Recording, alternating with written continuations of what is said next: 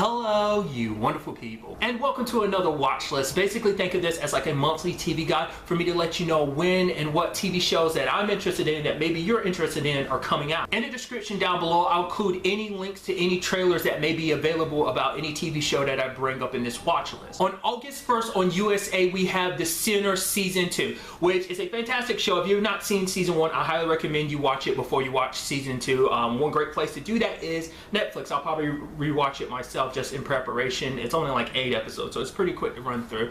But essentially, it's kind of this crime drama-ish show where basically it's like a murder is committed. It focuses kind of like on one case, but it's a show that kind of gives you a very interesting take on it, where it's like, oh, whereas most things are kind of like you're trying to figure out the who and the what and the why. Like, this show focuses on the why, because you know what happened, you know how it happened, and it's all about trying to understand why. Like in the first season, it dealt with Jessica Biel's character. In this season, it's a whole new case. It's a whole new story. The entire first season was about that particular case. This is about a new case. The interesting thing, though, is we are dealing with the same detective, played by Bill Pullman. So that's kind of interesting, because I'm sure this season we'll probably get even more of his story, because a lot of stuff that we didn't kind of pick up, we learned a little bit here and there about him in season 1, but you don't learn like a whole lot. But it's going to be very interesting to see what this case is like, and how much of season 1, besides Bill Pullman's character, like how much from season 1 might try and like translate over. I feel like you'll probably get some talk here and there about the case from season 1, but I feel like that might be all there is to it, but ultimately we'll have to wait and see. On August 5th on Adult Swim, we have season 7 of The Venture Brothers, which is crazy to me because I'm super far behind. I have to go back and rewatch the show because it's been a long time since I've sat down and watched the show. Like, because I've caught glimpses of the Venture Brothers here and there, and there's like, I was like, oh, why is the storyline like this? And you know, it's just, if you've never watched the show, it's basically kind of like almost a parody of Johnny Quest. Is like the best thing I can make comparison to. Essentially, it follows these two boys and their dad, who's a scientist, and their bodyguard slash kind of Manny Brock. It's essentially kind of like these misadventures that kind of come on. It's like this dark comedy kind of show. It's a very funny show. Like I said, I just haven't caught up. If you're looking for something animated and funny, kind of on the same, I don't know how to compare it to any. Like, if I had it like tone wise, I'd be like, it's kind of like, you know, humor wise, like in like a Family Guy type of thing of like, oh, you don't want your kids watching this, but it's like one of those kind of adult comedy cartoons. It has very like nice overarching stories and plots with like characters. It's not like very episodical like other stuff might be. It's weird to say story driven, but you get what I'm trying to say. Like, if you haven't seen The Venture Brothers, it won't make any sense. I don't know how to properly put it into words what the show is, besides just being great, fantastic. I just fell so far behind, so like I personally need to go back and rewatch a lot of older stuff. And on August 6th, we have the season 4 premiere of Better Call Saul, which another show I'm super far behind on. I saw a good chunk of season 1, but I don't think I saw all of it, so I do want to go back.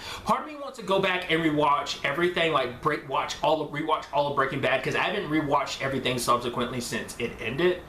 Like, because I got into Breaking Bad kind of late. Like, about the time I started like binging on all of Breaking Bad, it was like about the second half of season 5, season 5B, which is like the last season of Breaking Bad. So it was like around that time, so I kind of binged all of that. So I'd rather kind of rewatch all that before I watch Better Call Saul, which is weird considering the fact is Better Call Saul is the prequel and everything, but still, because there are tie-ins, you'd be like, okay, so I know what that eventually goes into, and I'm going to be interested to see. You get what I'm trying to say? Like, to understand like stuff in the prequel, be like, oh, so that's what that meant in Breaking Bad, so that's how we got started. You know, give it a little more context. I mean, chronologically speaking, it'd probably be okay. It's okay to do that even if you don't remember everything, because it's still, you know, I'm sure some of it would come back anyway, but that's beside the point. From what I looked at it and what I had watched of it, it is a great show. It's interesting kind of seeing where Saul Goodman kind of started at, and like how he became who he is in Breaking Bad, you know, kind of getting to that story and stuff like that. Especially because if you're watching the previews, a lot of certain Breaking Bad characters popping up, especially one in particular, hands down, personally one of my favorite TV villains, because he always surprised me being the TV villain that he was. And you know, if you don't know who I'm talking about, you know, I'm trying not to spoil it, but that's enough to kind of tell you ahead of time like who it is. I think seasons 1 through 3 are on Netflix, so as well as all of Breaking Bad. At least I think all of Breaking Bad's still up there. And also on that same day, and also on AMC itself, we have the series premiere of Lodge 49. I'm still not 100% sure what this show's about. Essentially, it seems like a dude that's kind of like potentially like a screw up all of his life. His name's Dud. His sisters kind of had to be there and kind of bail him out a lot, and he finds this ring which leads him to this lodge.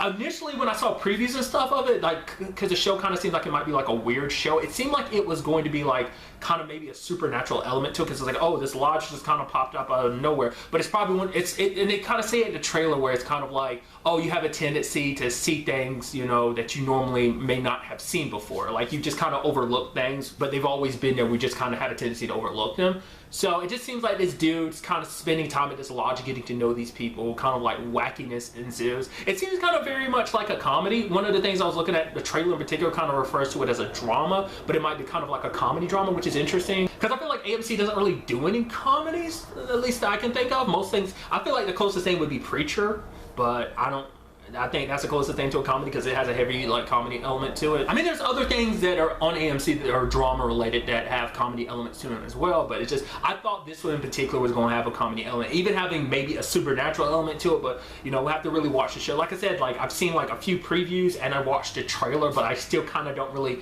know for sure what it's about. But I guess it's kind of like a finding yourself type of story, is at least what it kind of seems like. It's like, oh, like you kind of been lost for so long, and it's not just Dud, it also seems like it's also about his sister, like her trying, like she thinks her life is kind of sucky, so it's both of them trying to figure out their lives. I think it seems like it's going to be one of those type of stories. Like, at least that's what I'm extrapolating. I feel like I said that the first time I said it from the trailers and previews. So ultimately I'll watch the show and kind of, you know, get a better feel of what it's like then. On August 10th on Netflix, we have the series premiere of this new show called Insatiable. It has Debbie Ryan, which she's done a lot of things, but one of the things I know her best from is The Sweet Life on Deck, the Zack and Cody show. And like kind of through osmosis, because one of my nieces is super into it, it was Jessie, so that's another thing I kind of know her about her through that. Like, I already knew about the show a little bit, but my niece kind of watched it a lot, so I'd catch bits and pieces of it here and there too. So nevertheless, essentially it's kind of like a dark comedy show. It seems like this girl is overweight and a lot of people poke fun at her. Her life's kind of miserable, but one thing leads to another. She gets punched, her jaw's wired shut so she can't eat. Time fast forward, and oh wow, she's lost all that weight, and like, oh my, everyone's like, oh my god, look at you, you're so beautiful, you're amazing. Like, oh my god, people don't treat her like shit anymore. And so it's one of those things where it's like, oh, at this point she probably tries to fit in with everybody else. It's like, nope. And they even kind of joke about it in the trailer, like, oh, like kind of one of those high school movies. It's like, no, it's not like that. This is a pure, unadulterated revenge story, and it's her going after everyone that kind of treated her like crap. So basically it gets darker and darker as the season progresses. So I'm always down for a dark comedy. So I'm interested to see like how far things kind of escalate, you know? Because it seemed like, it's like, oh, you have your plans of like, oh, things will go this far, but then they go further and further. And I'm curious to see what that further ends up being, you know, especially in a dark comedy. There's a lot of ways they can end up taking that, so I'm very interested to kind of check it out. And on August 17th, also on Netflix, we have the premiere of Disenchantment. It's by Matt behind The Simpsons as well as Futurama. It's kind of interesting. I thought it was so interesting someone kind of broke it down like this, where it's like,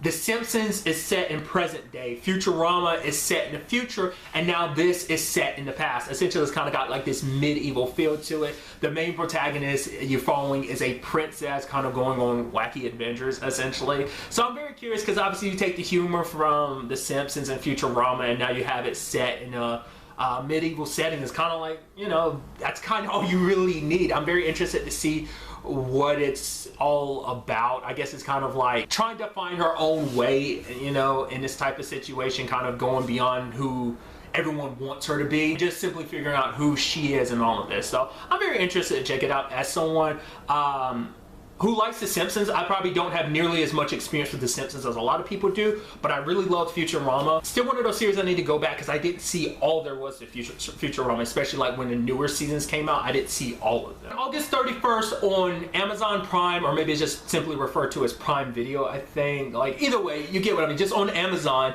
we have Tom Clancy's Jack Ryan with John Krasinski. It's kind of an action thriller, but I kind of, in my mind, want to call it a spy thriller, but I don't know if that'd be the appropriate thing. Obviously, this is based off like one of the Tom Clancy books, or at the very least, a particular character. There's actually been movie adaptations. I don't think I've ever watched a Jack Ryan movie before. There's one I know that had Chris Pine in it. There might have been one or two with Chris Pine in it, but nevertheless, essentially he's a CIA analyst who kind of gets put into a situation where he's put into the field. So if you're kind of looking for something more on that, I guess the best thing to compare it to is like maybe like 24 type of thing. Someone who's not well trained, but even though he's not well trained, it seems, even though he is just an analyst, you do see that in some of the trailer, it seemed like he is very capable of handling himself, and especially in some of those interesting situations he finds himself in. Also on August 31st on Netflix, we have season 2 of Ozark. A show I haven't checked out. I've heard good things about it. I just haven't seen it. The thing that always kind of gets, you know, it can't help but be compared to is Breaking Bad, just because, and it's in rather, it's not like a one-to-one to like Breaking Bad. It's like a lot different. It's more like Walter White kind of put himself in a lot of the situations he ended in. Like he kind of fell into some of them, but that's what it seems more so like this. Like Jason Bateman and his family are kind of like, his character and his character's family kind of fall in one situation after another. It's kind of like, oh, here's one terrible situation. Oh, here's another terrible situation. At least it's kind of what I've heard people talk about. Like I said, it's something that's kind of been on my list. I just haven't taken time to sit down and watch it. But like I said, I've heard nothing but good things. So I'm very interested to check this out before season 2 comes out. So, I mean, I got plenty enough time to watch, so. And that brings this month's watch list to an end. Like always, if there's something that you're aware of that's coming out that maybe I didn't bring up, or maybe I'm not aware of, that you feel like maybe me or someone else might be interested in,